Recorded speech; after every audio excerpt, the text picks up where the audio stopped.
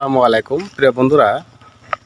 দুই পাশে কিন্তু বাড়িঘর। এই এলাকাটা কিন্তু আসলে একটা আসলে রাস্তাঘাটে তেমন একটা অবস্থা ভালো না, কিন্তু মোটামুটি পাকা নাই, কিন্তু তারপরেও গাড়ি চলাচল করতে পারে। তো পাশেই কিন্তু আসলে দেখতে পাচ্ছেন, তো গ্রাম্য পরিবেশে যাকে বলা হয় মাছ ধরা, এটা কিন্তু আসলে বাঁশ দিয়ে জাল দিয়ে কিন্তু একটা ছয়চালা একটা করছে, দেখছেন কি সুন্দরভাবে করছে। এদিক দিয়ে হেঁটে যায়, যাওয়ার পরে এইটাই জালটা কিন্তু পানিতে নামানো হয়, তারপরে কিন্তু এইটা দিয়ে কিন্তু মাছ ধরা হয়।